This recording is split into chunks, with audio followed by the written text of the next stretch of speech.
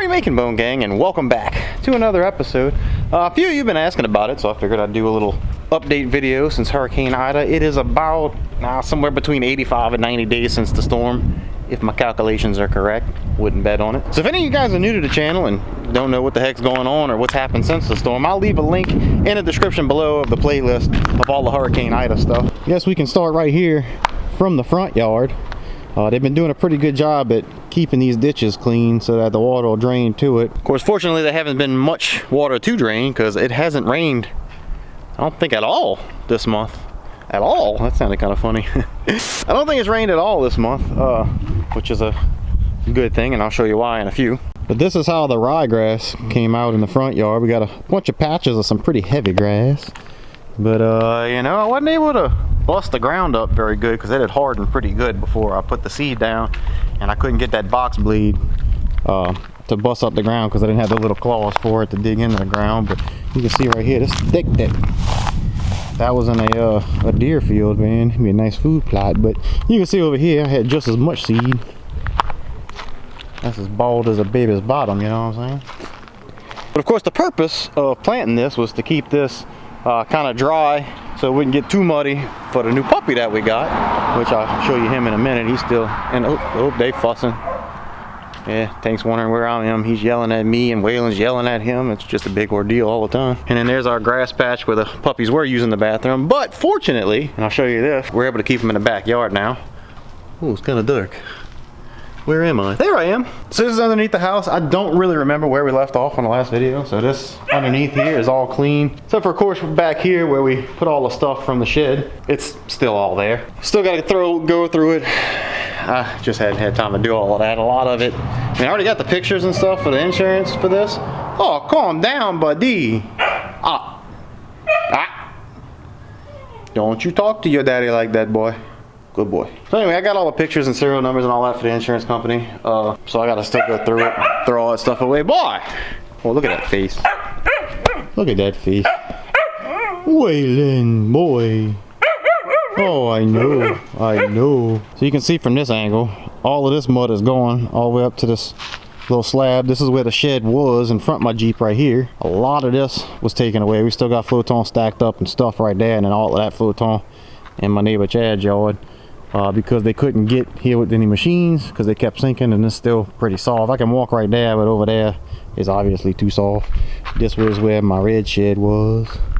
No, this is where the silver shed was. The red shed was right there. But they kind of dug a little too much right there, but I ain't saying nothing. I can fill that back in with all the mud that's still left back there, which I'll show you in a minute. But anyway, speaking of sheds, took a chainsaw to that one because we tried moving it one day. It broke in half. Yeah, it was pretty dangerous falling down and all that stuff. So I got everything out of it, cut it up, left it in the pile right there. Hopefully we can get a skid loader or something to bring it up front. If not, I don't know, have to grab a trailer and just bring it piece by piece, something like that.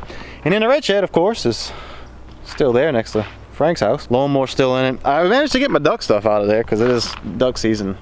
Wasn't gonna let that not happen. So still got to get everything out of there. Still got to take pictures and everything for the insurance, but now I can. It's a little bit safer now that it kind of, they got the floton out from under this side, and as it rests, it started settling.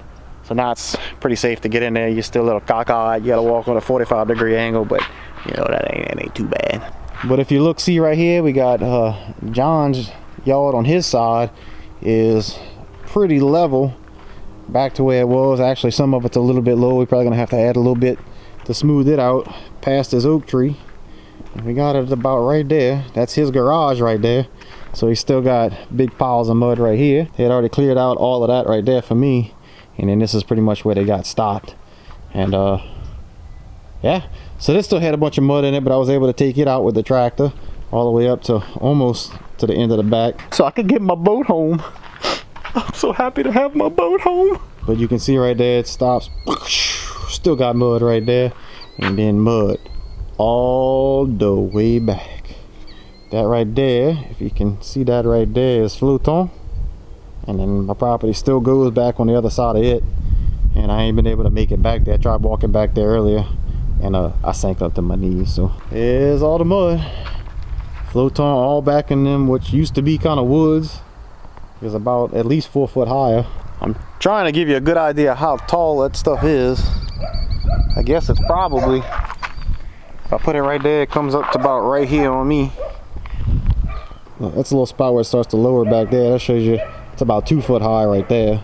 And then all of this is piled up pretty high. But you know, good news, got the boat home. Got a place to park my Jeep now. So as you can see, the back patio cover is still off. Still ain't got nobody to come fix the roof yet. We got to go ahead from the insurance to do it. But we can't get nobody out here to give us a quote. We done tried a couple people already. We still got one appointment for them to come out, so we'll see if that happens. I don't know. I guess either they too busy or just they don't want my money. We're gonna get it figured out. Oh, and another bit of good news is we got our gas turned back on 3-4 months earlier than originally anticipated. So it's a fantastic thing. I can take a long shower now and not have to worry about the hot water running out, or I can actually finally cook on my gas stove. I'm gonna have to cook a gumbo. Yeah, that sounds like a good idea. But things are moving along very slowly, but they are moving along, so can't complain too much about that. So that's pretty much all I can think about as far as the update goes. So if you guys got any questions, leave them in the comments below and I'll try to answer all of them. Again, if you didn't see any of the previous Hurricane Ida videos, I'll leave that in the description below. But thank you guys so much for watching. Please hit that like button. It helps the video out tremendously, as well as the channel. And hit that subscribe button if you haven't. I'm going to do some hunting this weekend, so that'll probably be the next videos coming up after this one. So guess I'll see you then.